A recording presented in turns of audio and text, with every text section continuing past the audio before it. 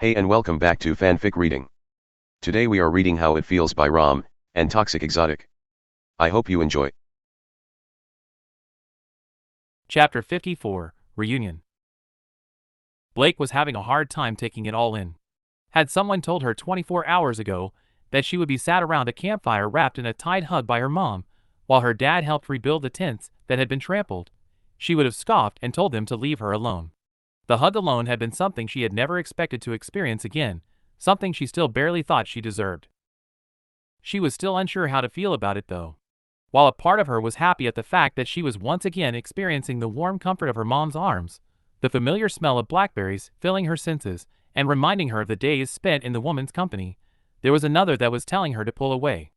A nagging thought in the back of her mind telling her to stand and run before the woman could come to her senses and scream at her.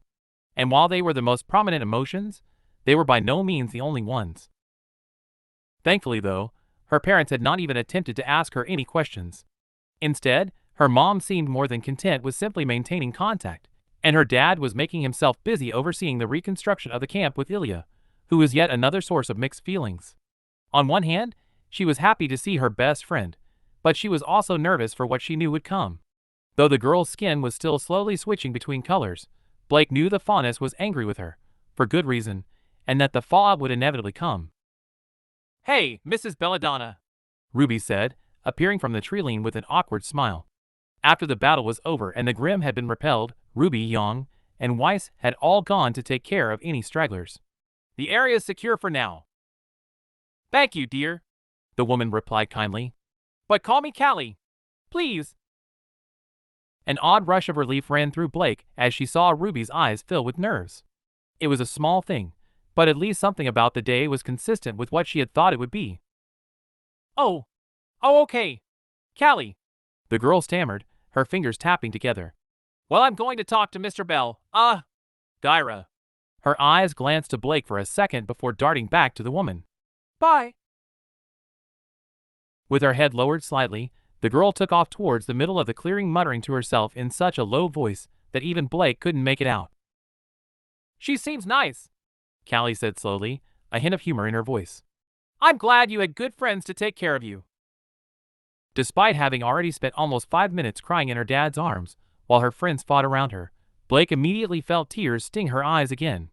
Turning her head to the side and burying her face in the woman's shoulder, she let the tears flow and allowed herself to at least enjoy a little of the kindness that was being shown. "Why didn't you call us? Why didn't you come home?" I didn't think you'd want me," Blake replied, her throat sore from having cried so much. "Oh, my silly little girl," Callie breathed, shaking her head and raising her hand to scratch soothingly at the bottom of Blake's ears. "What could ever make you think such a thing?" "Plenty of things," she thought to herself. "The things I've done," she mumbled. "The things I said. I called you so many horrible things. How can you just forgive that?" "Dear." The woman pulled away for the first time. They had sat down and gently cupped Blake's jaw with her hand. "We never took those words to heart. You were angry, we understood that, and let you have your space. But I let you both down and threw away everything you tried to build. You have never let us down. You were swayed by naive words and foul displays designed to sway young minds. It was not your fault." "But I believe them, Mom," Blake countered with a shake of her head. "The things I've done. I've hurt people. I've killed people. I became what you and Dad hate, so how can you still look at me like that?" "Because you are our daughter," Callie replied firmly, the amber eyes that were so like Blake's own boring deep into her. "We know what you have done, and we will talk about it another day when you have calmed down, but we still forgive you." The woman's hand raised and wiped away the line of tears that streaked Blake's face. "We will always forgive you." While she still struggled to believe it could really be that easy, the longer she looked into her mom's eyes the more she wanted it to be. Even with all her doubt, all her fears of them not accepting her, she hadn't realized just how much she missed them both until she'd seen them again. The moment her dad had swept her up in that hug, the safety she had felt as a child had all come rushing back, and everything around her had faded away. Despite monsters swarming them and people fighting for their lives, the only thing she had been able to do was hold onto his jacket, just to feel that familiar sense of safety for a little longer. The same was true for her mom, except instead of safety it was love. Throughout her childhood, the woman had always been a constant source of love, and wanting to feel that again, wanting to believe her mom's words were true, and that they did still love them, she leaned back in and wrapped her arms around the older woman. Without a single second of hesitation, she felt the fondest arms wrap back around her too, pulling her deeper into the embrace as they both enjoyed the silent comfort. Eventually, though, it was broken as both of them picked up the same voice from across the lake bed. "Callie, dear, we're meeting in the tent if you want to join us." Pulling away and looking around, they saw the large man disappearing into a huge tent that had been erected by the river, quickly followed by Ruby, Weiss, Yang, and Redentia. "We should head over," Callie said, her hand taking Blake's as she stood to her feet. "Your dad's been worried sick about getting us all out of here." Giving little more than a nod as she stood to her feet, since her throat was still hurting a little, she allowed her mother to lead her by the hand towards the tent. As they walked through the camp, though, a few of the guards gave her small smiles and polite bows, and Blake felt her ears flatten against her head. It had been years since she had last been treated in such a way, and she wasn't quite sure how she felt about it after seeing what it had done to Weiss. However, before she could think about it too much, her mom was ushering her into the warm tent. Gathered around a table looking down a map that Blake recognized as Ruby's was her father and her teammates. Though Jan was still as bright as ever, Weiss was practically falling asleep with her chin resting on her hand, and Ruby seemed to be somewhere between the two as she leaned against her sister. All three of them, however, flashed her a warm smile as she entered, though, and she was happy to return it as her mom walked her over to stand between her and her dad. "So you said you were heading to Secure?" "Yes," Gyra replied to Saber's question, his deep voice booming through the tent. "We were traveling along this road when we were ambushed." Ruby marked off the route he mentioned. "Damn," she hummed to herself. "Something we should know?" Redentia asked her with a raised eyebrow. "Well, that's kinda the fastest route," Ruby explained and pointed to the map. "And since there are too many people for us to go through the woods, the only other one is half a mile back and adds another day to the journey since it takes us around this hill." "Well, what if we head back towards Zealand and take the road near there? It's a straight path outside of the dead zone. And lead whatever we pick up along the way to Zealand," Yang interrupted. "They aren't equipped to handle that. That's why we're going to Secure." Miss Yang.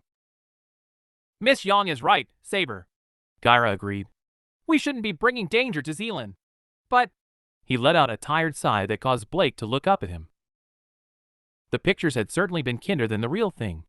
To say the man looked tired was an understatement. Dark bags lay beneath his wrinkled eyes, and the usually straight-back posture she had known as a kid was gone. She knew the man had just spent at least an hour fighting for his life, but he was still young enough that couldn't help but worry that something more was wrong with him. "With our trucks out of commission, we can't afford to take another day to get to the village. It's already going to take more than one to reach it, and once we leave this please, we won't find another secure place to bunker down since we'll have to leave all of our gear behind. I'm sure Jan could take a look at the trucks," Blake suggested, wanting to feel helpful. "She's good with cars and stuff." "I can look over it tomorrow." Yang smiled over at her with a wink. "I'll get it purring again real quick." Shaking her head at Yang's natural ability to make a pun, she felt her mother lean in a tiny amount and whisper in her ear. "I like that one." "Mom!" she hissed back, her ears flattening against her head and hiding a blush. At least one thing hadn't changed. "I doubt you'll have much luck, but you're welcome to try." Gyra nodded and turned to Saber. "How is the guard?" "Recovering," he replied. "They'll be ready to move after some rest." "Something we all could use," Callie said firmly, reaching out to rest her hand on her husband's arm. "Everything else can wait until morning, dear." For a few seconds, the two of them met each other's gaze, and Blake saw gratitude and acceptance enter her dad's eyes. "You're right," he hummed. "Tired plans lead to mistakes. We'll go through this properly tomorrow after Miss Yang checks on the truck." "Sounds good to me." Ruby smiled at them all, giving Weiss a small poke that jolted her awake. "Me and Yang can keep watch if the guards need to sleep." "You barely look like you're able to stand," Saber answered with a shake of his head. "No, I'll keep guard with Kaith and Bakken. Thank you, Saber, Callie said with a smile, her head bowing slightly to the man.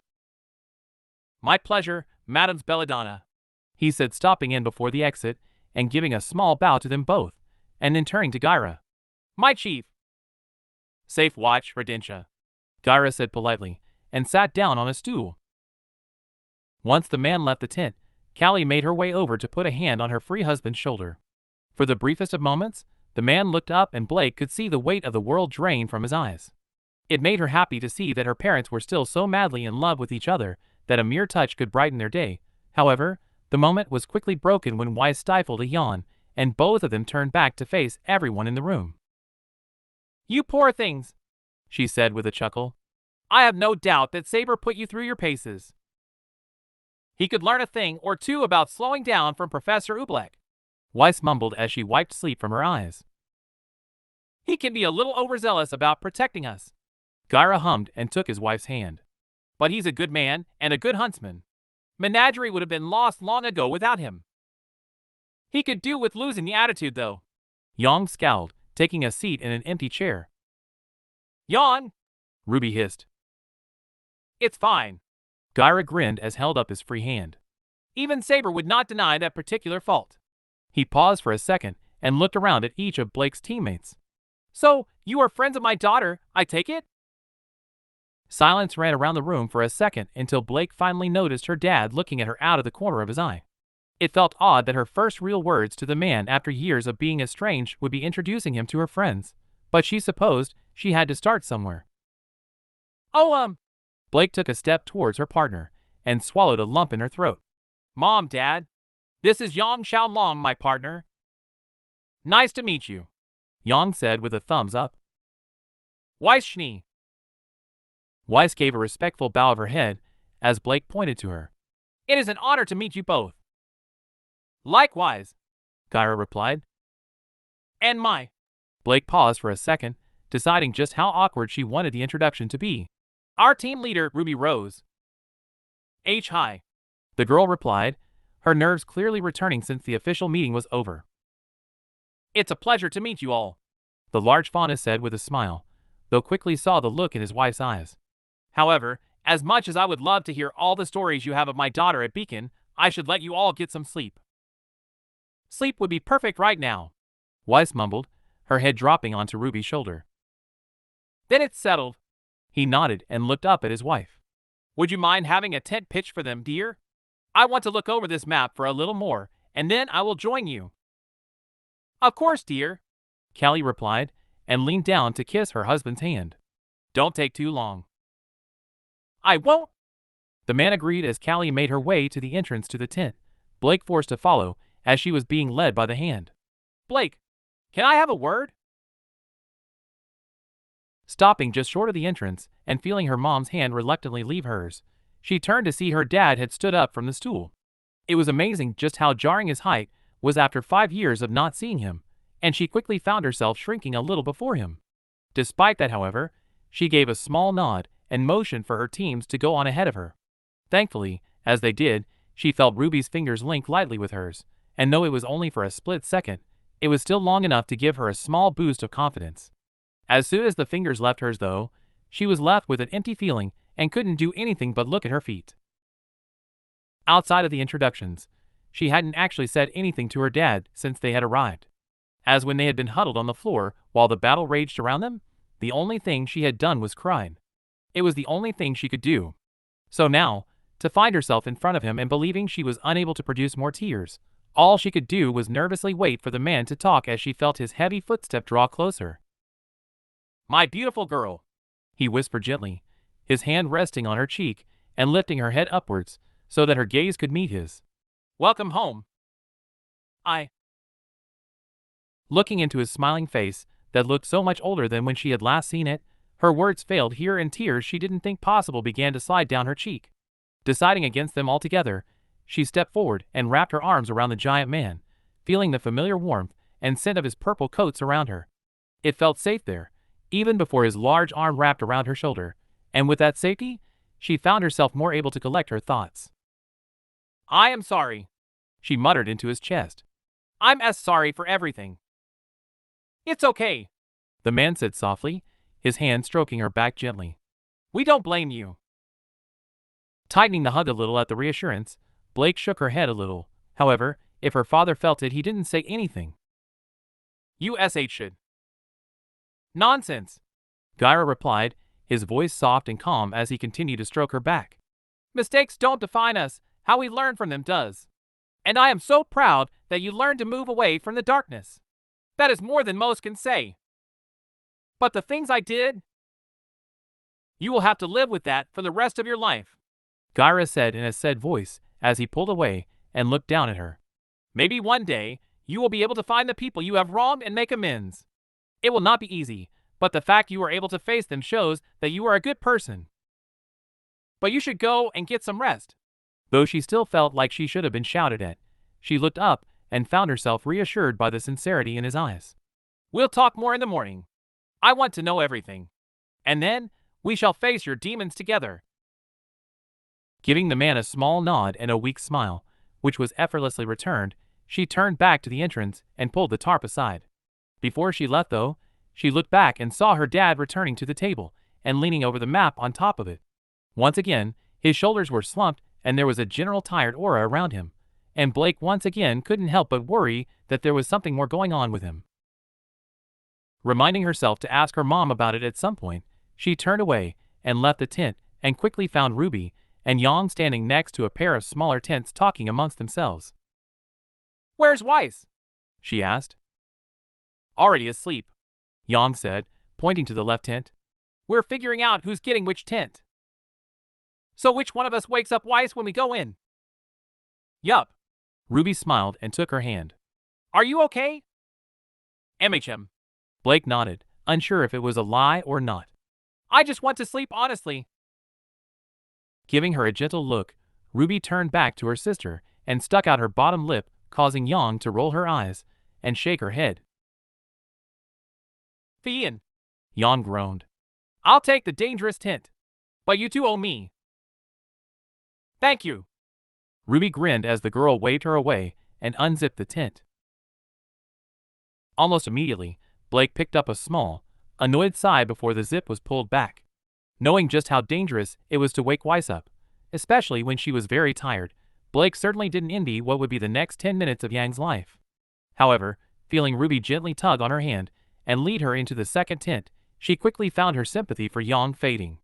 Pulling out her sleeping bag, she got ready to throw it out when Ruby held out her hand. Thanks. Ruby smiled as she handed it over. So you want to talk? Not really, Blake replied uncomfortably as she watched her girlfriend zip the two sleeping bags together. Realizing how rude that might have sounded, she quickly corrected herself. Sorry, I just kinda want to think about things alone first. I get it, Ruby said with a nod and spread the sleeping bag out. But at least you know that you were wrong about them not wanting to see you. Yeah, Blake replied, still unsure what to think about that. That's a good thing, I guess. You guess? I don't know. Blake shrugged and sat down. I know they've always been caring and kind, but the way they won't even shout at me for everything I've done kind of reminds me of why I left in the first place. They're so passive. I think that's just you, Ruby said, causing Blake to look up at her. Shaking her head, Ruby sat down beside her and entwined their fingers again. You're trying to find a fault so that you can be right and keep punishing yourself for what you did. Have you considered that they're just as scared as you right now? What do you mean? She asked, certainly not having gotten that vibe from her parents. I mean, you left them once. They're probably scared that they might do something to drive you away again. You realize that your mom didn't let go of your hand all night, right? She hadn't, or at least she hadn't noted it as anything out of the ordinary. Callie had always been a woman that was very open with her affection. She had always been the kind to show how much she loved someone through small touches and physical gestures, so everything about the night felt normal at the time. However, looking back, Ruby was right. From the second her mom had stepped out of the cave and embraced her, she couldn't remember a single moment where the woman hadn't been touching some part of her. Maybe, she hummed. I don't know what to think. She cut herself off and hung her head. I wish they'd just shouted at me. Scolded me. Just anything.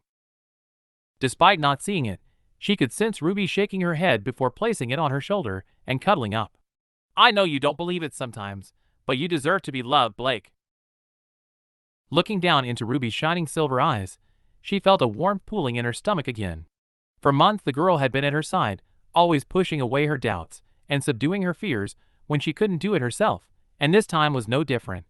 Blake had no idea where such optimism could come from, how someone could hold so much hope in things turning out for the best, but she did know that she was becoming increasingly partial to believing it.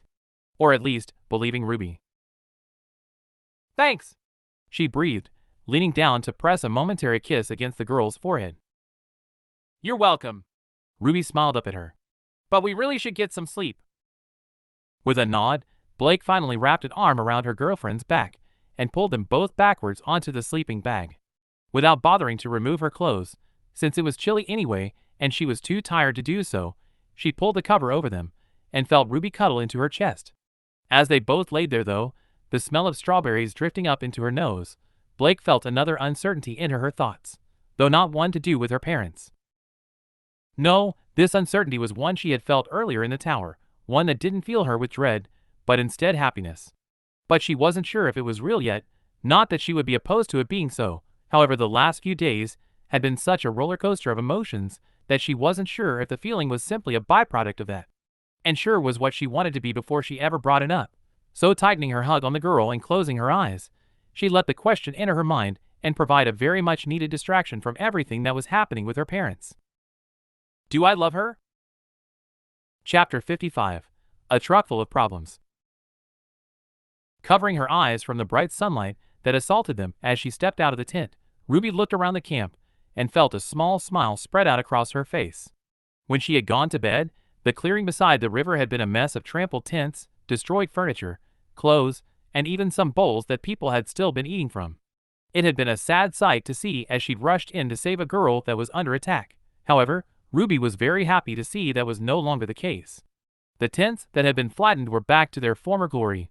The furniture had been replaced with boxes and suitcases, all of which were sat on by happy and cheerful people who were laughing amongst themselves, while two of them cooked something in a pot over the roaring fire. It was something she loved about people.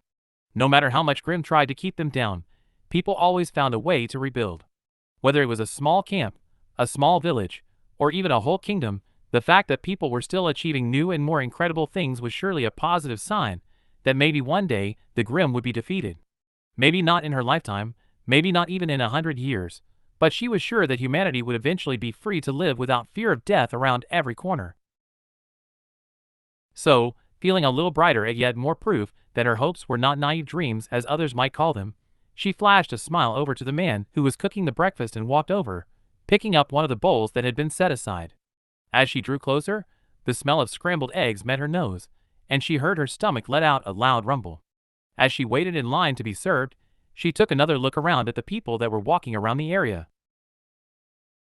Though she remembered a few from having fought side by side with them last night, there were actually quite a few that she didn't.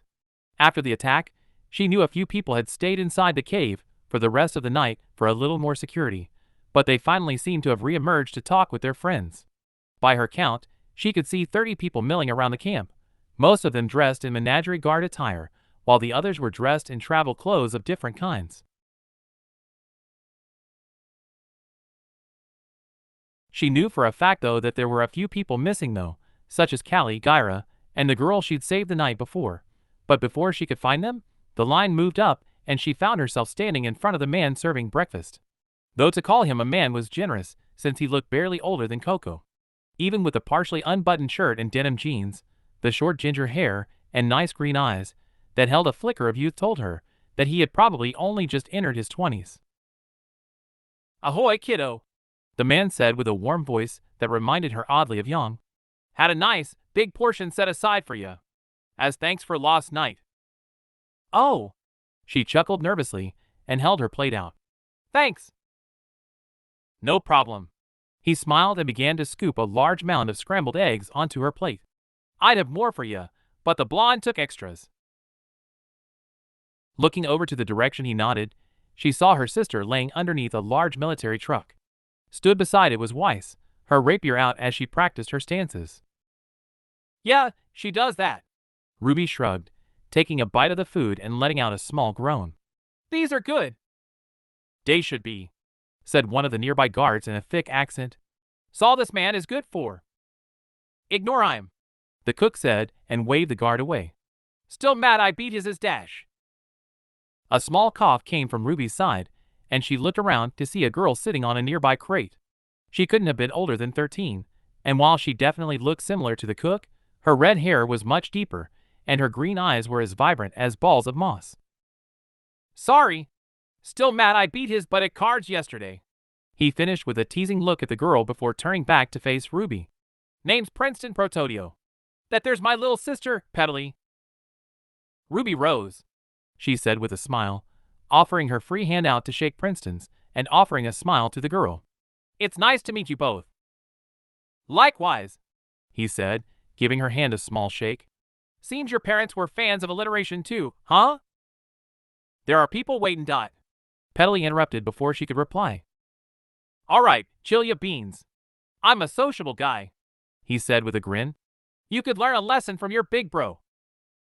I learned plenty, thank you. Unable to stop herself as it reminded her of a conversation she and Yang had when they had first started Beacon, Ruby chuckled softly and continued to eat her food. Though she would have liked to stay there and talk some more as the two seemed really nice, Weiss was already looking pointedly in her direction. I actually do have to go, she said meekly, not wanting to sound rude. No problem, he said, clearly unfazed and ready to talk to the next person in line. However, as Ruby gave him a smile and began to walk away, she remembered something important and turned back to him. Oh, if you see a girl with dark hair, amber eyes, and fawness ears come out of our tent, please give her some food, even if she says no. The young belladonna girl? Ruby gave a nod. I won't let her leave my sight without a full plate. Looking at the man's sister and receiving a nod, she gave him a grateful smile. Thank you. Giving them both a small wave, she turned around and slowly walked over to her team by the truck. Eating her food as she did, she took another look around the camp and was surprised to see that Weiss was not the only one looking at her. Leaning against the side of the cave was the girl she had saved last night, her gray eyes watching her carefully as she walked. However, just as she was about to smile and wave over to her, the girl disappeared in the blink of an eye, and though Ruby could still feel eyes on her from that general direction, she couldn't pinpoint where it was coming from exactly. So cool, she said to herself at the thought of an invisibility semblance. Though she was a little curious why she would use it on her, it really wasn't that hard to figure out. Despite having saved them from the Grim last night, a lot of the fauna still seemed to be a little cautious of him. As she had patrolled the area after the attack, and even now, as she walked across the riverbank, she could feel the occasional eye watch her pass. So knowing not to take it personally, Ruby flashed the smile over to where the girl had been anyway, and continued on her way to the truck. Blow your arm off, she heard Weiss say incredulously as she drew near. Hey, you're the one who said it, not me. Said what? Ruby asked curiously. Yang here seems to think that I was reciting dust fusions in my sleep. Weiss scowled, holding her rapier out in front of her and squaring her shoulders. But the mere fact she can't even come up with a plausible fusion tells me she's a liar. Hey! Yang said from under the truck as she laid on a creeper. Third best student in dust application, remember. Actually, you're fourth. Ruby corrected her with a smug smile.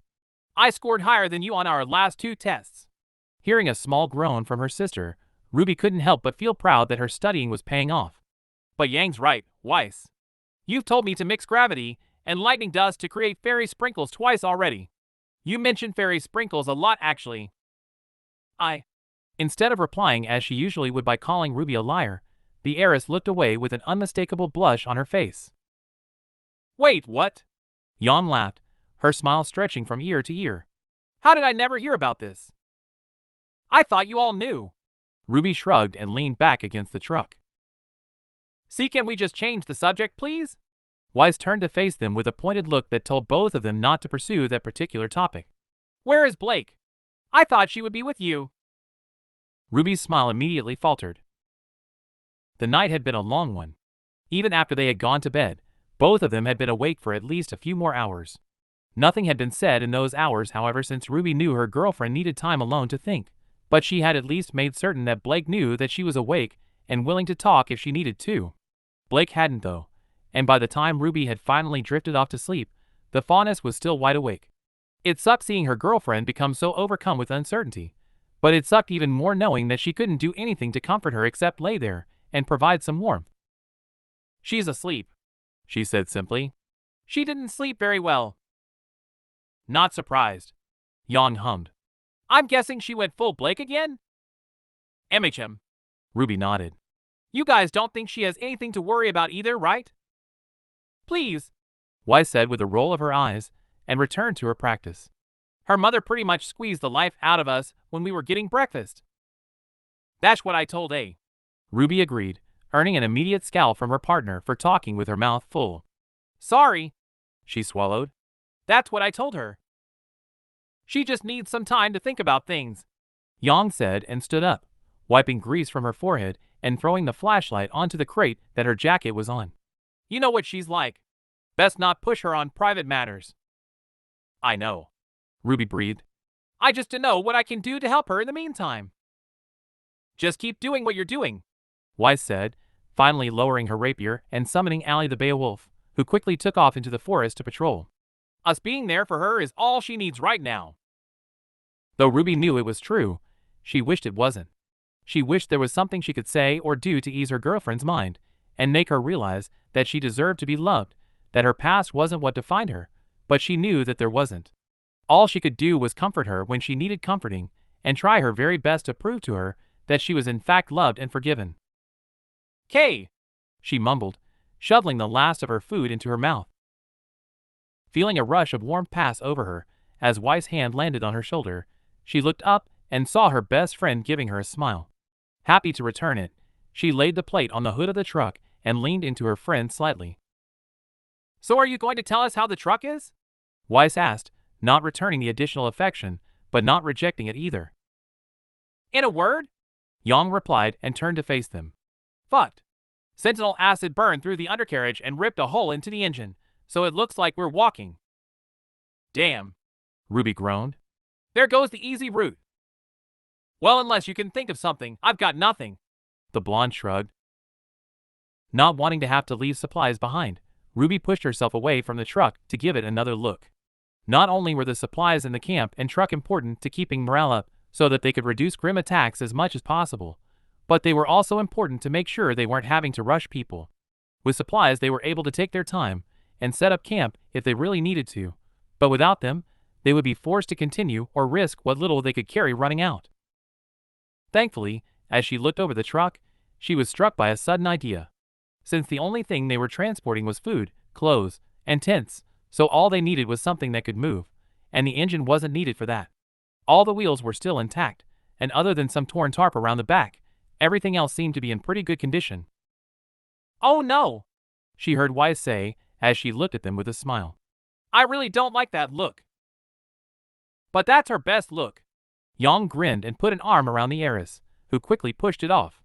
"What you got, Rubes?" "Well," she said happily, "remember my 12th birthday?" Unzipping the tent and stepping outside with a small yawn, Blake purposely kept her gaze at her feet as she felt multiple eyes settle on her.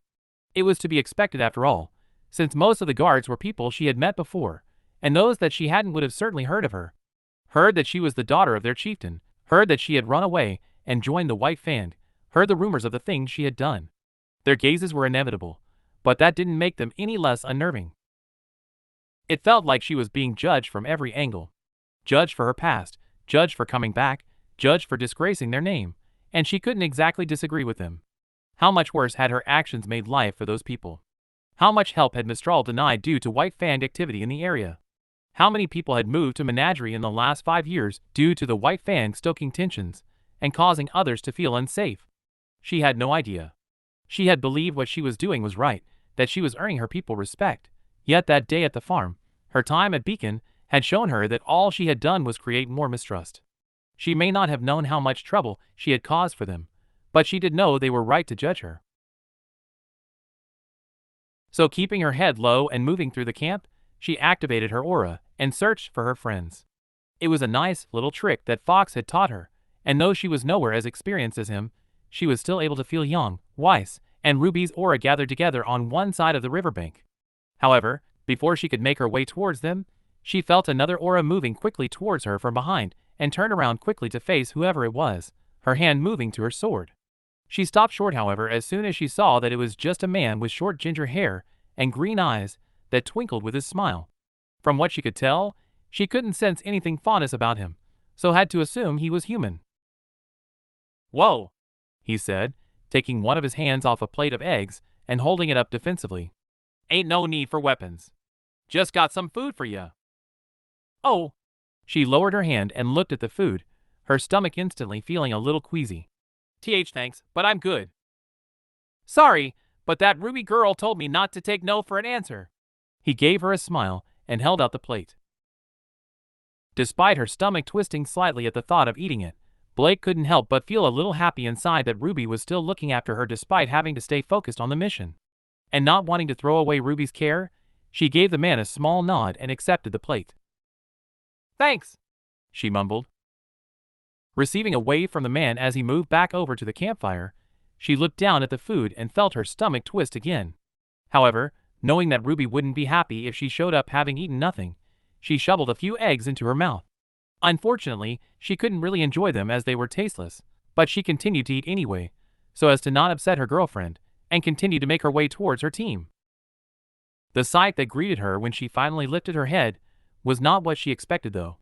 While she had already figured they were at the truck based on the noise she heard on her approach, they most certainly were not fixing it. In fact, they were doing the exact opposite. The entire thing had been broken down into different components, with the cabin having been shoved off to the side, and the chassis having been separated from the storage area completely, which has also had all of its side panels cut away. Scattered around the grass were all sorts of odds and ends such as a long length of wire, a steering wheel, and various mechanical components that she would never be able to name. Sitting on top of the chassis, fiddling around with one of the wheels, was her partner, while Ruby and Weiss were sitting on the separated truck bed using crescent rows to measure out something. It wasn't the first time she had walked in on a random construction job, and she was fairly certain that whatever was going on was her girlfriend's idea. "Morning, Blakey," Yang said as she approached, looking up to show a large smear of oil across her forehead. "Morning, Dot," she mumbled back with her mouth full, ignoring Weiss' scowl. "What are you doing?" "Improving transportation across all of Remnant." Ruby grinned up at her. To Blake's surprise, she was once again wearing a ring on her lip. "One vehicle at a time." "It's humble work, but we do what we can," Yang added with a nonchalant shrug. "Though I'm thinking we turn this whole thing into a company, rake in millions, and eventually buy out the SDC and kick out Weiss' dad." "Oh, I like that idea." Shaking her head despite being amused at the sister's playfulness, Blake looked at her other teammate and raised an eyebrow. "They're building a cart," Weiss said dryly. "Oh. You just don't understand our vision," Ruby replied smugly as she stood up from the dismantled truck bed and made her way over. "How are you feeling?" "I'm fine," she lied, though placed a kiss against her girlfriend's forehead. "I just want to stay busy. Can I do anything to help?" The girl looked around. You could help with the wire." "Yeah, the wire. Weiss made a mess of it." "I did not." "It's more tangled than my hair after sex." Yang chuckled offhandedly. "Something I did not need to know, thank you." "Me neither." Ruby grimaced, looking back at her sister with a scowl, though the blonde just gave a shrug and returned to work. A groan of disgust came from the heiress as she returned to measuring the truck bed, and Blake felt a hand take her own.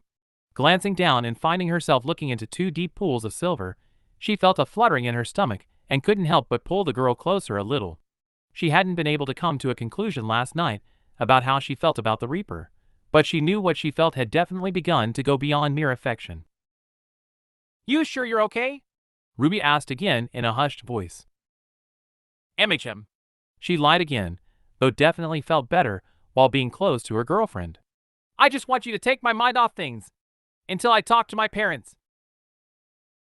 Giving a nod and biting her lips slightly, Ruby slowly closed the distance between them and pressed their lips together. It was light and loving, and the metal ring on the girl's lip caused Blake to flash back to the day they had spent together watching a movie and eating ice cream. For that brief moment, she was reminded of just how simply life could be, just how normal everything could feel when they were together, and how happy she was in those moments. Ruby making her happy was something she was definitely certain of, and something that she didn't have to feel guilty about. So taking a few small seconds to revel in that comfort, she happily returned the affection. It wasn't long, however, before Ruby quickly backed away to give her a warm smile, but Blake was more than happy to have had a distraction, no matter how short it lasted. "Thanks," she smiled meekly down at the girl. "You're welcome," the girl grinned. "But we should get back to work." "Sounds good," she hummed, glad to just have something to do. Letting go of her girlfriend and watching the world turn a shade grayer as the Reaper walked back over to the truck bed, Blake let her hand fall uselessly to her side and made her way over to the wire. However, as she leaned down to pick it up, she felt the hair on the back of her neck prickle at the feeling of being watched. It wasn't the same as the rest of the camp, though. It wasn't judgment, it wasn't caution, it was anger, and she knew who it was coming from.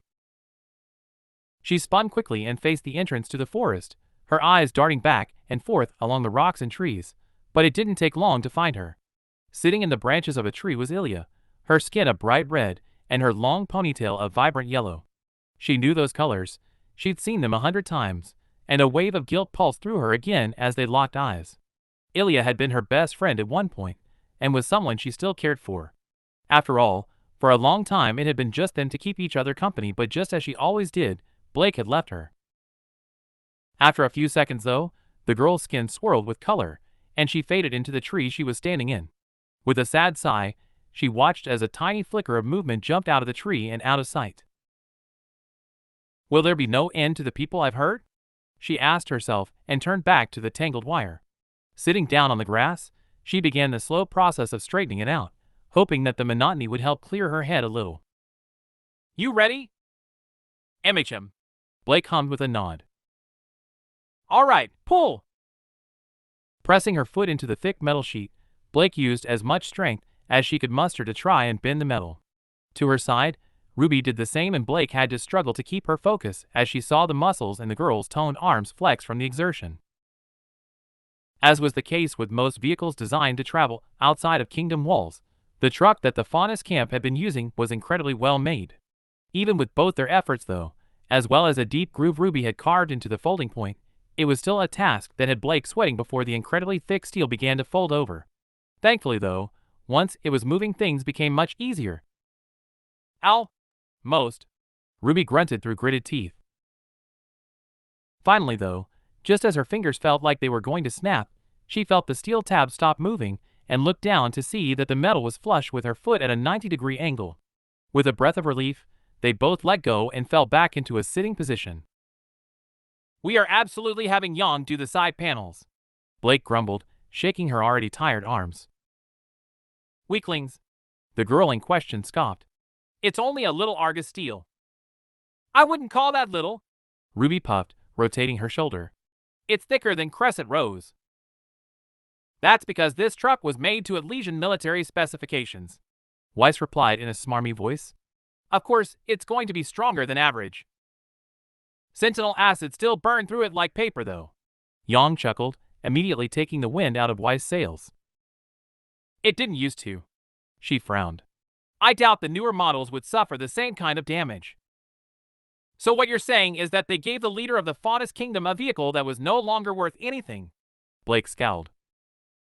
It certainly sounded like Elysians to her, and apparently it did to Weiss as well, since she fell quiet and merely gave a small nod of her head while returning to her work on the gravity crystals. It certainly wasn't anything new for the Faunus to be given aid in the form of gifts that eventually turned out to simply be things other kingdoms no longer had need for. Menagerie always made do, though, because they had to.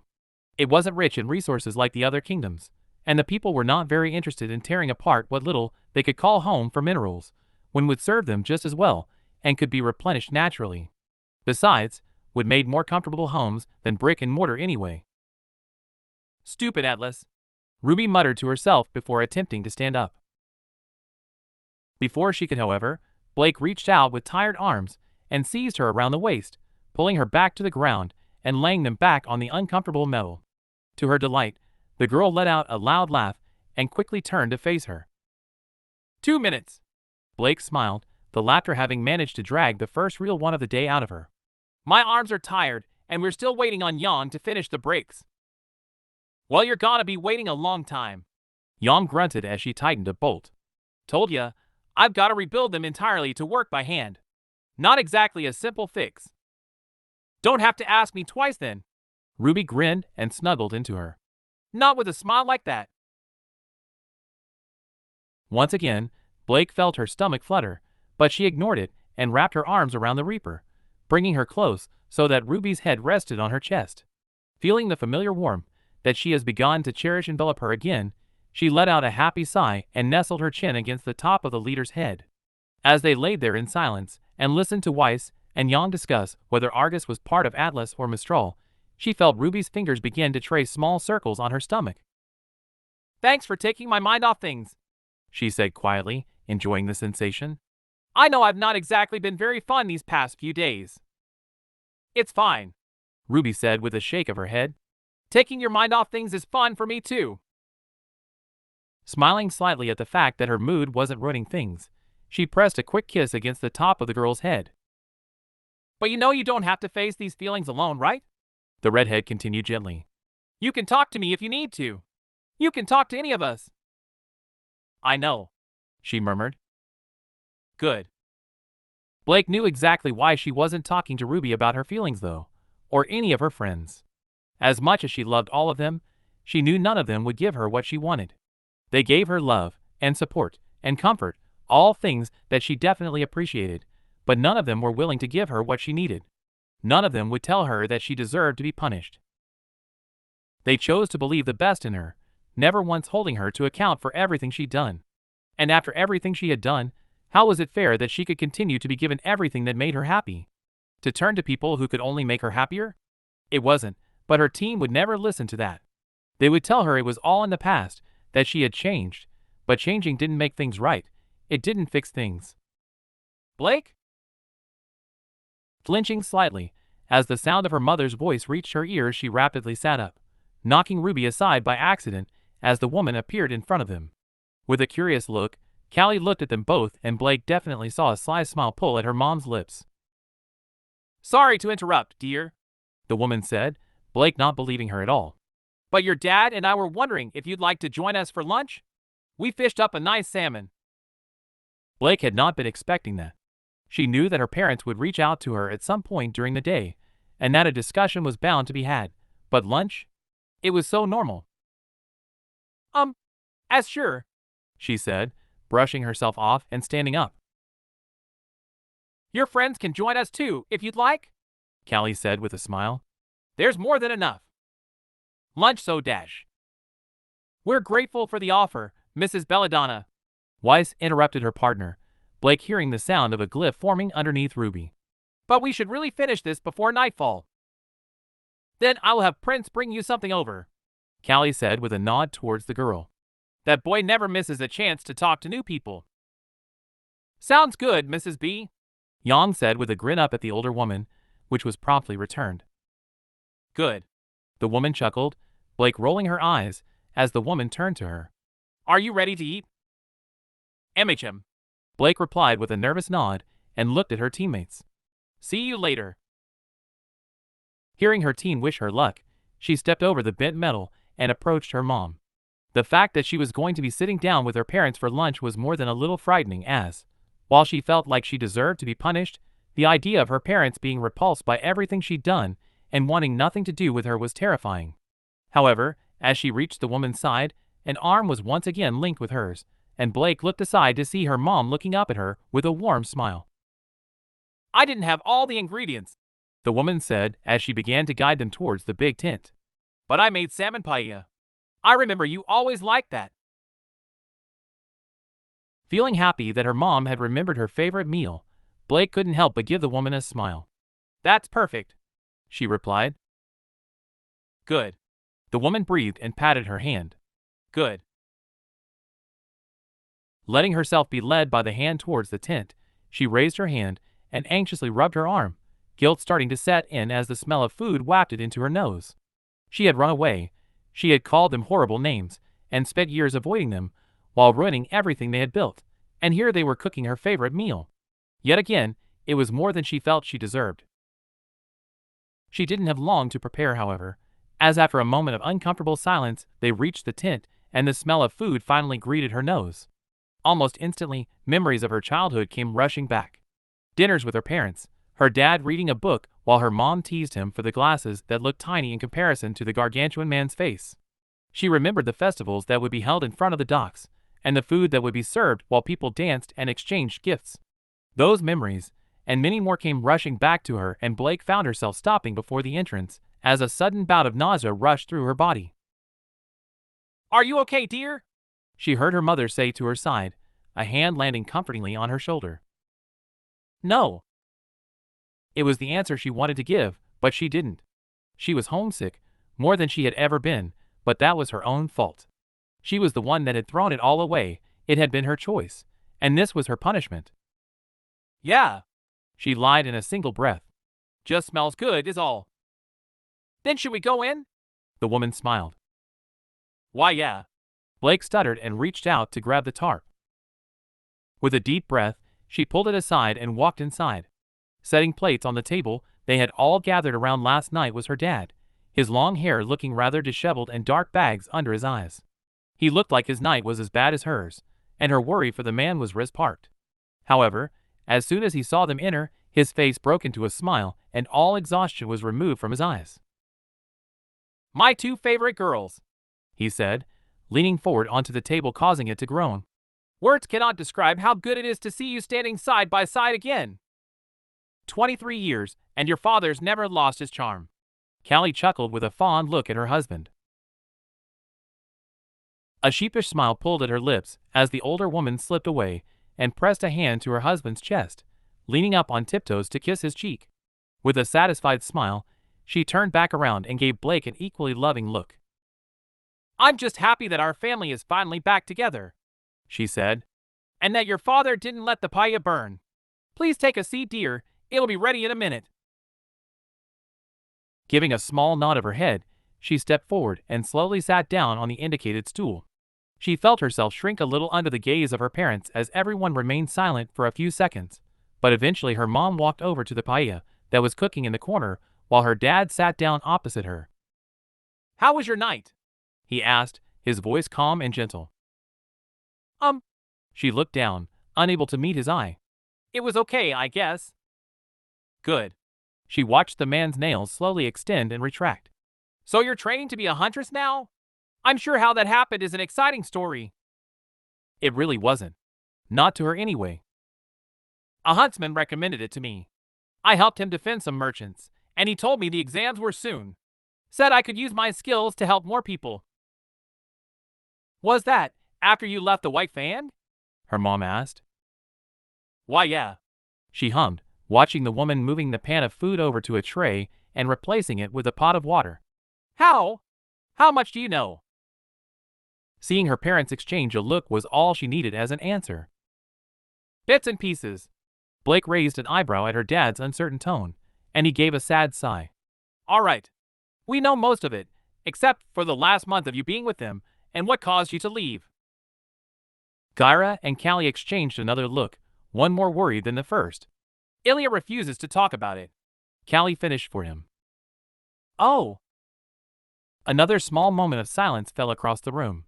She was surprised that Ilya had told her parents anything at all, but completely unsurprised that she wouldn't talk about the final month they spent together. The girl had lost pretty much everyone she cared about, and as such had built up some pretty high walls, often wearing a mask of anger to hide just how much pain she was in. And after finally letting them down and letting her in, Blake had left her, just like everyone else in the girl's life. "We don't want to ask you to tell us everything, dear," Callie said softly, setting the tray with the food and tea on the table. "But last night you said something that concerned us." The older woman gave her a careful look. "You said you killed people? Is that true?" Blake knew the answer to that question would be different depending on who was asked, but for her, the answer was a simple one. It didn't matter that nobody's blood had ever stained her blade. Her actions had gotten people killed. It didn't matter if they were innocents or slavers, a life was a life. So, hanging her head in shame once again, she answered them with a slow nod. Why, yes. Not even daring to look at her parents and risk seeing the look of shame on their faces, she kept her head facing the table and felt tears slowly begin to roll down her cheeks. After a minute of silence, though, the tears began to flow faster, and the fact that she had just admitted that she was a murderer to her parents began to set in. She wanted to be punished, knew she deserved to be, but she still didn't want to lose them. She didn't want them to look at her like she was a monster, and yet their silence spoke 1,000 words. The people who always had something nice to say, something to reassure and create hope, were speechless. So, feeling her breathing begin to pick up its pace, she raised her hands to cover her face as the tears began to fall in earnest. What have I done? She cried, feeling her chest constrict with every breath. Small arms wrapped around her in an instant, and though she tried to pull away from the underserved affection, her mom held her tightly against her chest. Terrible things, the woman breathed in a shaky voice. Things that nobody should do, but that doesn't make you a terrible person. It makes me a monster. No, it doesn't. Her mother cut her off, her hand reaching down and forcing her chin up to look at her. You regret them, you changed. You know what you have done wrong and stepped away from those terrible things in favor of a more righteous path. You are good. I know this because you are our daughter. You may have been gone for half a decade, but we know your heart has always been full of kindness. And there is nothing you can say that will make me think differently. Isn't that right, Gyra? Of course, her dad replied without hesitation. But these things, Blake, they are very serious. And if we are going to help you face them, help you avoid that path again, we need to understand exactly what happened from your point of view. Glancing to the side and seeing a rare seriousness etched across her dad's face, Blake felt her stomach drop. Was that really her punishment? To recall and remember everything she had done, to see the faces of those she'd hurt, and try to put 5 years of violence into words? 5 years of actions that would only make her parents more likely to be ashamed and cast her aside. It was a cruel punishment, one she didn't want to face, but she knew she had to. Punishment was what she deserved, and if this was the only one she would be given, then she would take it. So, swallowing her fear and wiping her eyes, she prepared to face the worst moment of her life and gave them both a nod. Good, the man said, reaching out and scoping some paella onto each of the plates. I believe this will be quite a long tale, so we shall talk while we eat. And that's all for today. Thanks for coming by and hanging out. I hope to see you next time.